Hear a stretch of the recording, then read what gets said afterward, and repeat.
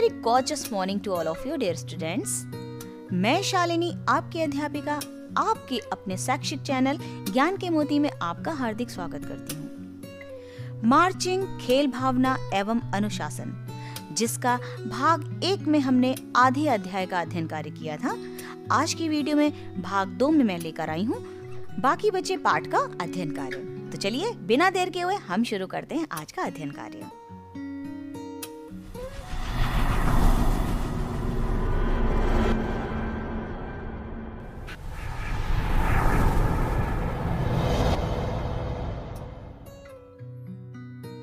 आइए इन्हें भी जानते हैं।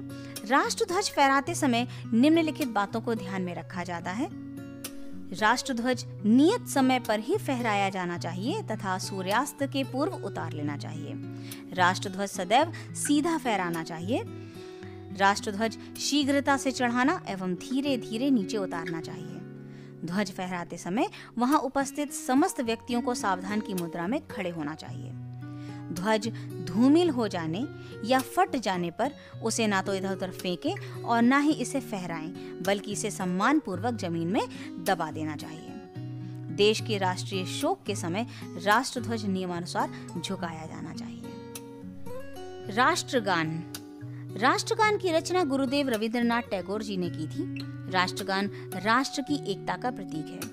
24 जनवरी 1950 को राष्ट्रगान जन गण मन स्वीकार किया गया। ध्वज फहराए जाने के पश्चात राष्ट्रगान गाया जाता है। राष्ट्रगान सदैव सावधान की मुद्रा में खड़े होकर ही गाना चाहिए। प्रत्येक बच्चे को अपने देश का राष्ट्रगान याद होना चाहिए। राष्ट्रगान 52 सेकंड में पूरा होना चाहिए। डियर स्टूडेंट्स, मैंने अपनी आवाज में राष्ट्रगान गाया हुआ है, जिसका लिंक मैंने डिस्क्रिप्शन बॉक्स में डाल दिया है, आप उसे सुन सकते हैं। परेड समारोह।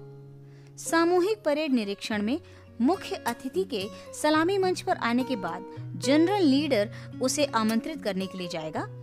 उस समय सभी स्क्वाड यानी दल खुली लाइन में विश्राम अवस्था में खड़े रहेंगे। मुख्य अतिथि के निरीक्षण पर आते समय ग्रुप लीडर ग्रुप को सावधान का आदेश देगा। उस समय कोई हरकत नहीं होगी। निरीक्षण के बाद ग्रुप लीडर मुख्य अतिथि के साथ निर्धारित स्थान पर जाएगा, रुककर सैल्यूट यानी सलामी करेगा एवं अपने स्थान पर आकर खड़ा हो जाएगा। फिर परेड को निकट लाइन चल का आदेश देगा। निकट लाइन के पश्चात विश्राम का आदेश देगा। आइए जाने खेल भावना किसे कहते हैं। खेल भावना एवं खेल अनुशासन। एक तरफ खेल भावना दी गई है और दूसरी तरफ खेल अनुशासन। सर्वप्रथम हम खेल भावना के विषय में पढ़ेंगे। खेल प्रारंभ होने तथा समाप्त होने पर प्रतिद्वंदी टीम, मैच रेफरी, निर्णायक व अंपायर से हाथ मिलाना, परस्पर अभिवादन करना, अच्छे प्रदर्शन पर एक दूसरे को प्रोत्साहित करना, खराब प्रदर्शन पर हौसला बढ़ाना, किसी भी खिलाड़ी को चोट लगने पर प्राथमिक उपचार की व्यवस्था करना, खेल में ईमानदारी दिखाना, खेल के प्रति सम्मान का भाव रखना, लिंग भेद, वर्ण भेद व सक्षम अक्षम के खांचे में खेल को न बांटना। आइए अब जानते हैं खेल अनुशासन क्या है। खेल की उचित वेशभूषा में मैदान पर जाना, समय से मैदान में पहुंचना, अनावश्यक शोर न करना, किसी पर टिप्पणी न करना, किसी को हतोत्साहित न करना, नियम व निर्देशों का पालन करना, क्षमतावर्धक, मादक या नशीले पदार्थों का सेवन न करना, प्रतिदिन खेल का अभ्यास करना, खेल के मैदान को साफ सुथरा रखने में सहयोग करना, प्रशिक्षक, अंपायर के प्रति सम्मान का भाव रखना, उनके निर्णय का पालन करना। डियर स्टूडेंट्स, जब हम कोई भी खेल खेलते हैं तो उसमें हारते हैं या जीतते हैं। हमारा पूरा प्रयास होता है कि हम जीतें, पर सदैव ऐसा नहीं हो पाता। अगर हम जीतते हैं तो हमें हारने वाले खिलाड़ी के प्रयास की सराहना करनी चाहिए। इस संबंध में बिशप पेंसिल्वानिया की प्रसिद्ध उक्ति उल्लेखनीय है। जीतना ही महत्वपूर्ण नहीं है, महत्वपूर्ण है प्रतिभाग करना। जीवन में विजेता होना ही आवश्यक नहीं, अच्छे प्रकार से संघर्ष करना कहीं अधिक आवश्यक है। प्यारे बच्चों, आप भी इसे याद रखिएगा। खेल भावना तथा अनुशासन एक दूसरे के पूरक हैं, यानी एक दूसरे के लिए अनिवार्य हैं। आपकी किताब में खेल भावना के संबंध में एक वास्तविक घटना दी गई है, जिसको मैं पढ़ रही हूँ, आप उसे ध्यान से सुनिएगा। बच्चियों की 100 मीटर की दौड़ हो रही थी। एक बच्ची बैसाखी के सहारे सबसे आगे दौड़ रही थी। उसकी तेजी व फुर्ती से भीड़ आश्चर्यचकित थी। लक्ष्य मुश्किल से 2-4 कदम ही रहा होगा कि उस बच्ची की बैसाखी फिसल गई। वह गिरकर घसीटती चली गई। उससे कुछ ही पीछे दौड़ रही बच्ची तुरंत रुक गई। उसने अपनी साथी को संभाला और ट्रैक से एक ओर ले गई। उसे प्राथमिक उपचार भी दिया। जबकि वह चाहती तो दौड़ जीत सकती थी, लेकिन बच्ची ने खेल भावना का परिचय देते हुए अपनी साथी की मदद की।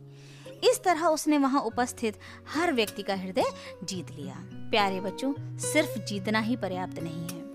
लक्ष्य को जीतने के लिए हमारे भरसक प्रयास ही पर्याप्त है। और अगर जीत सही तौर तरीके इस्तेमाल करने के बाद हासिल हो तो उसका मजा ही अलग होता है। सब खेलें खेल। हम कुछ खेलों को लड़कों से तथा कुछ खेलों को लड़कियों से संबंधित मान लेते हैं, जबकि ऐसा नहीं है।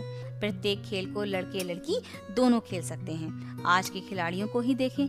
अपने देश की कर्णम मल्लेश्वरी, भारोत्तोलन, पीटी उषा, रोजा कुट्टी, बीना मोल तथा बाल सम्मा सभी एथलेटिक्स, बुला चौधरी तैराकी, सानिया मिर्जा टेनिस तथा अंजू बी जॉर्ज लंबी कूद, मैरी कॉम बॉक्सिंग, साइना नेहवाल बैडमिंटन में अंतर्राष्ट्रीय स्तर पर अपनी छाप छोड़ चुकी हैं। हमारे देश की महिला क्रिकेट तथा हॉकी टीमें विश्व विख्यात हैं। नेत्रहीनों के क्रिकेट में हमारी टीम देश विदेश में अनेक बार पुरस्कृत हो चुकी है। अतः हमें खेल को लेकर कोई भेदभाव नहीं करना चाहिए। प्रत्येक खेल हर कोई खेल सकता है। खेल को लेकर हमें कभी भी एक दूसरे पर टीका टिप्पणी नहीं करनी चाहिए, न ही किसी खेल को छोटा या बड़ा समझना चाहिए। खेल हमें शारीरिक और मानसिक रूप से स्वस्थ बनाते हैं। अतः हमें प्रत्येक खेल को स्वस्थ प्रतिस्पर्धा की भावना के साथ अनुशासित होकर खेलना चाहिए। हम सभी करें। आयु, रुचि एवं क्षमता के अनुसार विभिन्न खेल खेलें तथा शिक्षण का अंग बनाएं। खेल समाचारों से अवगत हों तथा कभी-कभी खेल विशेषज्ञ से वार्ता करें। प्रसिद्ध व क्षेत्रीय खिलाड़ियों के बारे में जानें व चर्चा करें तथा उनके चित्र विद्यालय में लगाएं। विद्यालय और उससे उच्च स्तर की प्रतियोगिताओं हेतु खेलों का नियमित अभ्यास करें तथा प्रतियोगिता में भाग लें। खेल का महत्व। खेलों का हमारे जीवन में निम्नलिखित महत्व है। शारीरिक, मानसिक एवं भावात्मक विकास होता है। हार एवं जीत दोनों के प्रति आदर भाव पैदा होता है। सहयोग, त्याग, सहानुभूति, मित्रता तथा राष्ट्र प्रेम की भावना बढ़ती है। नेतृत्व क्षमता तथा अनुशासन का गुण विकसित होता है। सब खेलें, सब बढ़ें। प्रायः देखा जाता है कि दिव्यांग बच्चे आत्मकेंद्रित हो जाते हैं। वे सामूहिक गतिविधियों में अपने आप को असहज महसूस करते हैं तथा अलग कर लेते हैं। लेकिन बहुत से ऐसे खेल हैं जिसमें हम कुछ लचीलापन लाकर उन बच्चों को भी गतिविधियों में शामिल कर सकते हैं। समूह में कुछ ऐसे बच्चे होते हैं जो किसी की भी सहायता करने को तत्पर रहते हैं। एक शिक्षक के रूप में उस दिव्यांग बच्चे के बारे में बताते हुए अन्य बच्चों में संवेदनशीलता एवं समभाव लाएं। वॉलीबॉल। अगर कोई छात्र चलने में अक्षम है तो उस छात्र को बैठकर ही खेलने का अवसर दें। नेट को थोड़ा नीचे रखें ताकि बच्चा आसानी से बॉल को दूसरी तरफ फेंक सके। छात्र द्वारा बॉल दूसरी तरफ फेंकने पर शाबाशी अवश्य दें। क्रिकेट का खेल खेलते समय चलने में अक्षम बच्चे को अंपायर बनने का अवसर दें। कक्षा में किसी भी जानवर का चित्र बनाएं जिसकी पूंछ न बनी हो। जो बच्चा देखने में अक्षम हो या जिसे आंशिक दृष्टि दोष हो, उसको भी गतिविधि में अवश्य शामिल करें। अन्य बच्चों की आंखों में पट्टी बांधकर जानवर की पूंछ बनवाएं। इस गतिविधि में सभी बच्चे प्रतिभाग कर सकते हैं। सामूहिक रूप से कार्य करने में अन्य सामान्य बच्चों में भी उस बच्चे के प्रति संवेदनशीलता अवश्य जागृत होगी। जिस बच्चे में श्रवण अक्षमता या अल्प श्रवण क्षमता है, उसे संकेतात्मक गतिविधियों में शामिल करें। बच्चों को अर्धवृत्त में बैठाकर एक वृत्त खींचे। सभी बच्चों को वृत्त यानी गोल घेरे में गेंद फेंकने के अवसर दें।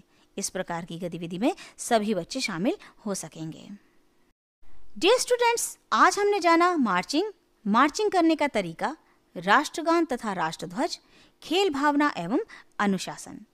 यहीं पर समाप्त होता है हमारा ये अध्याय। हम मिलेंगे अगले वीडियो में इसी अध्याय के अभ्यास कार्य के साथ। तब तक के लिए अपना ध्यान रखिए, खूब पढ़िए, खूब बढ़िए। Thank you.